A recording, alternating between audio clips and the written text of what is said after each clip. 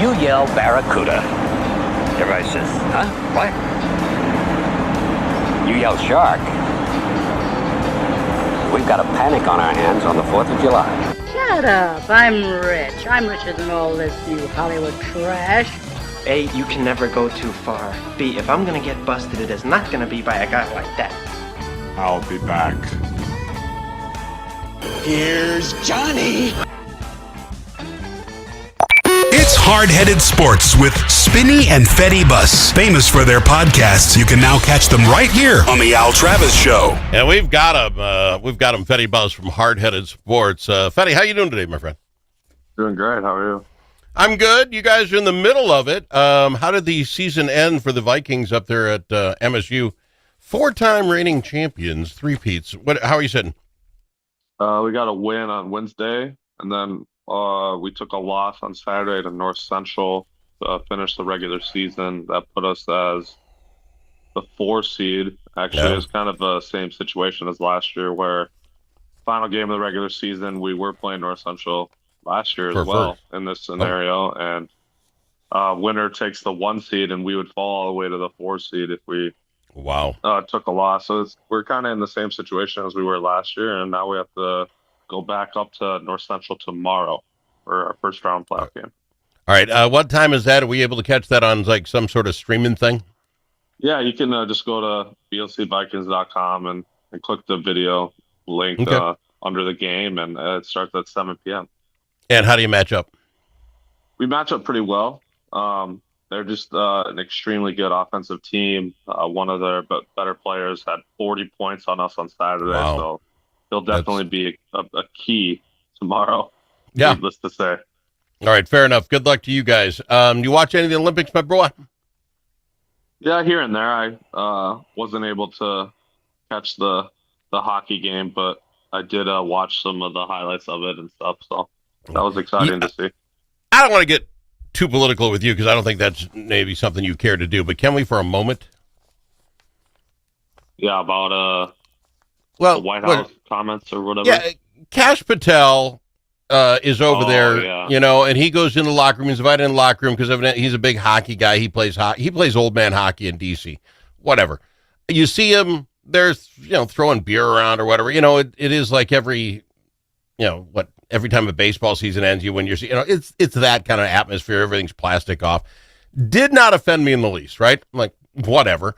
But evidently that's a bit big of a problem because, we flew him over there, but I don't know the last time, somebody from politics didn't go from the president's people to go watch the Olympics. That's what we do. But now the president gets on the phone and is all super excited. He invites them to the White House. Yeah, okay. I don't know why we're flying him there. I guess, okay, probably he should have thought through that more. Then he makes some comment about he should invite the women folks who are going to get in trouble. So he invites women. The women say, no, thank you. Don't want to be second invite. I get that. Does this bother anybody? If this is the biggest mess up a president does, is he should have, invited, because now if you invite the men and they're going, by the way, they're being flown in and they're going to go, don't you have to invite the cute little skater gal with the weird hair, the striped hair that won the gold? Don't you? How do all the rest get kind of screwed out of this? You can't win in this situation. Right, because it's like you just said, I mean, so all the other people that got gold are supposed to be mad that they didn't get invited to, or he's supposed to invite literally every single person that got a medal. And then you're saying, well, wait a minute, I didn't get a medal because I got beat by the fastest humans on Earth or whatever. But I tried. I did well for the U.S., so now he has to have the entire team, the entire entourage. I get, maybe you can't invite anybody. If you invite anybody, you screw up. Yeah, apparently. I just think we're in the time where everyone just needs something to complain about. It seems like that's kind of where I'm at. It's like we're just looking for issues, and if this is the biggest issue, I guess I got no problem with it, because it's kind of like when you have a wedding. I got a wedding coming up. At some point, you draw the line. We're not having any more guests. This is the point. Who makes the cut and who doesn't? You got to make these calls. Doesn't mean I like you any more or any less. You know what I'm saying? It's the same thing. Anyway, let's talk real quick. This Jack Hughes feller, who no one really knew. I mean, I guess hockey people would know. Is he not now America's dream boy? And America's dream boy is missing 2 front teeth, and we all like it? Yeah, that picture of him with the flag on his back is pretty iconic, I must Oh, say. he will be, 60 years old, 65 pounds heavier. He'll have a real haircut like a guy does, and he'll have his teeth fixed. He'll look nothing like that, but that'll be hanging in his wall because that's him, and that's Oh America. yeah. And I want that jersey. I don't. I Well, want his jersey. I'd love the blood-stained one, but I want his jersey. It'd be the only hockey jersey I own. well, you might as well get his brother's jersey, Minnesota Oh, Wild, Quinn Hughes. yeah. Is that the same though? You got the No, jersey of the but brother. just Yeah. get them both. I mean, why There you not? go. There you go. Why not? It's funny I that good. it's funny that they said that the day before the game they talked about how one of them was going to make the game-winning goal Oh, for the that's goals, cool. and apparently, like ever since they were kids, they were talking about it. So Well, it's cool to share that stage with your brother. yeah, and it's funny is that they played juniors hockey and all this, right? This team has played together. This team's going to be hardcore for the next 4 years. But what is killer to me about it is in his dream, I bet you these guys even thought, and I got one of my tooth knocked out first, and I got in the scrum and hit, and I still got the. That's the way these hockey guys think. I know it's funny. It's a wild breed, hockey players. I saw a great meme where LeBron James sees this kid go down with this, his face, and he's amazed that he got back up. Because here's LeBron James, every injury come to man. Go ahead. Sorry. I think all basketball players are amazed Yeah. at that. That'd be Every soccer guy is like, that's how you play sports? Really? that'd be a weeks long absence for somebody in soccer or the NBA. I just, we came in second, if you will, medal count. But don't you just feel good about it? And then that's why we got a partnership like who gets to go to the White House. If you don't want to go, don't go. I don't care. I love this Olympics when it was all said and done. I did read a story that Lindsey Vonn, who, crashed, evidently, if they hadn't done that emergency surgery, flew her off the mountain, they said she was going to cut her leg off. That's how bad it was. Yes. The story today is that she could have lost her entire leg had they not done that surgery right away. That's actually crazy. I didn't hear about Well, that. yeah, it came out today. It says surgery saved her leg from amputation. I'm like, this woman needs to give up the sport. Not that she can't come back, yada, yada. I get it. She needs to give it up and make sure she's got two legs to walk around the U.S. making massive amounts of money being our Lindsey Vonn. Right. She's Is that already the goat of her sport. So Yeah, keep your legs. And then let's just talk Rick, the Hughes brothers, Jack especially. He's missing teeth. I hope he's going to keep it that way for a couple more days. You want to see him tonight at the the presidential thing, the State of the Union. He's been invited. He'll be there. You want him to have the teeth missing, but by tomorrow, you tell me there are about 1,000 dentists that have already got a hold of him and said, "I'll take care of those teeth for you, buddy." oh yeah, some high end dentist out there offered to do it for free for sure. That's Absolutely. Good promo. Yep, absolutely. And then this kid, don't tell me where he's not made his millions of dollars. He doesn't have to play hockey again. He will because they're weirdos. But this guy's worth millions of dollars. He just needs to go on the tour, right? Write a book. Oh, The yeah. shot from my end. He's just good for him. I feel so glad. Also, did you see? Actually, the crazy story is Miracle on Ice. Mm-hmm. Very, very, very quick and small thing that happened in the movie that I never even noticed until post gold medal. There was they were doing the cuts for the team or whatever, and there was a defenseman that they cut named Jack Hughes in the movie. No way. Yeah. That's Isn't that freaky. crazy? See, they do that stuff. It gets you all chills up your spine. These are good kids. This was a good Olympics. You're too young to even remember the 80, right? The Miracle on Ice. Yeah. This is your Miracle on Ice, my friend. You're going to be my age, 46 years later, hoping the U.S. can go for gold in something game. This is you'll remember. You'll tell your kids about the busted tooth. What's weird about us, Miracle on Ice was against the Rushkies, and that didn't even get us the gold medal. But that's how we remember it. You had to beat them to beat Finland.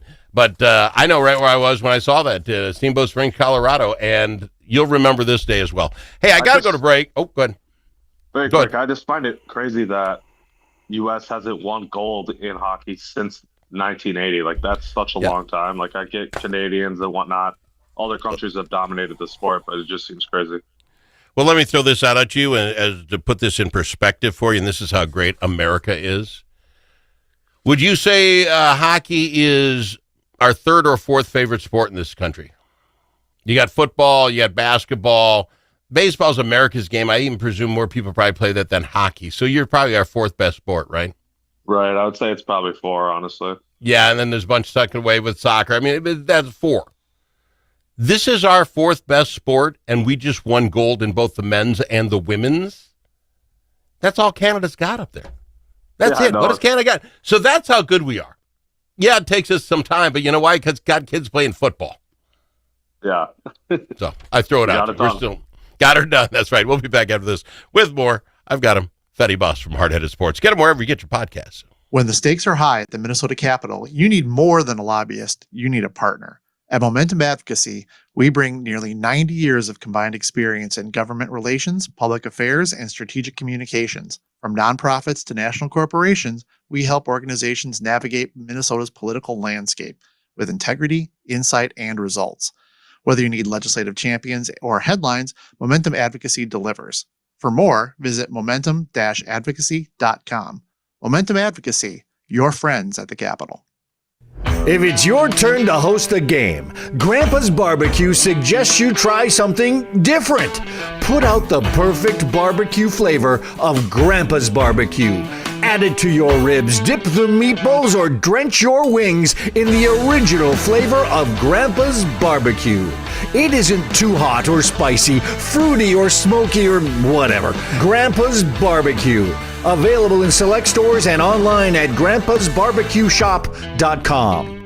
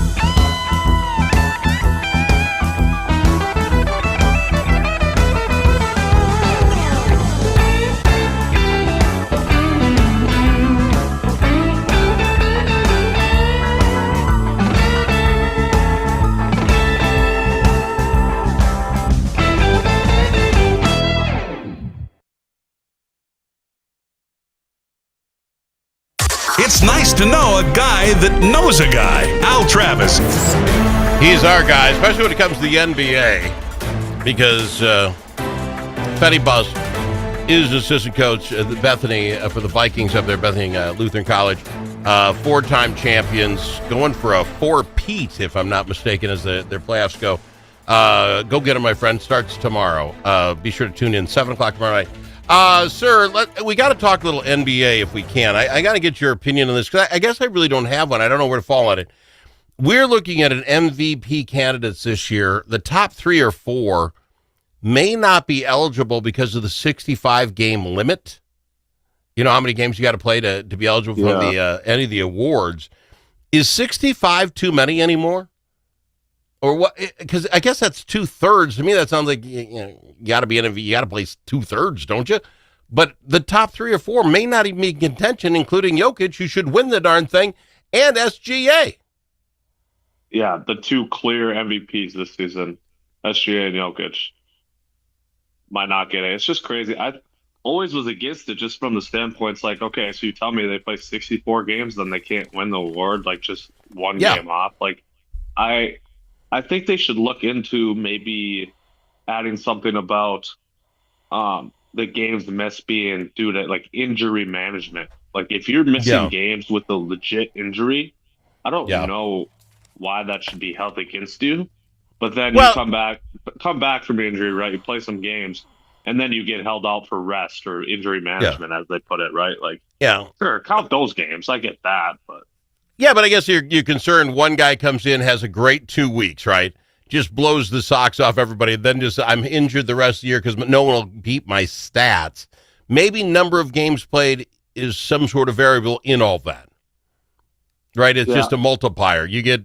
If you played 2/3 of the games, you get 2/3 of your point. I don't know how you do it, but it just seems weird that by far the greatest players, and that includes Ant, by the way, who could get this. If the 3 or 4 guys that might be ahead of Ant right now all missed 2 or 3 games in the last 24, Ant, who has a 5-game margin right now, he could win it because he'll be the best guy left. Yeah, or Jaylen Brown. Or Jaylen Brown, That's what we're getting to here, And how would that make you feel as a student of the game to see? And Jokic has been taken advantage of because he's won so many already. I'm sorry, I watched him the other day. He's just the best player I've ever seen. I mean, of this generation. 20 and 13 or whatever he had. Yeah. And he just that's just like an everyday occurrence for him. He doesn't sweat when he does that. No. Unbelievable. And his facial expressions remain the same, like throughout the game. Like he never like really celebrates or like he almost had a triple double. He almost had a triple double in the first quarter. He was 1 off on each. It was like, you got to be kidding me. Yeah. So anyway, he's that guy in a position that's hard as center, right? To get that many assists and the rest. He's that guy. I am much more than SGA. I'm sorry, I'm going to throw that out there. SGA has his stuff and he does it well, but Jokic does everything. So anyway, I'm a little concerned about it. Let's talk your Minnesota Timberwolves for a second. We ended up pulling a Timberwolves, right? We win 3 games in a row against teams we probably should win. Then the 76ers come in. They don't have Joel Embiid. They don't have Paul George. Yep, we didn't have Nas and we didn't have Gobert.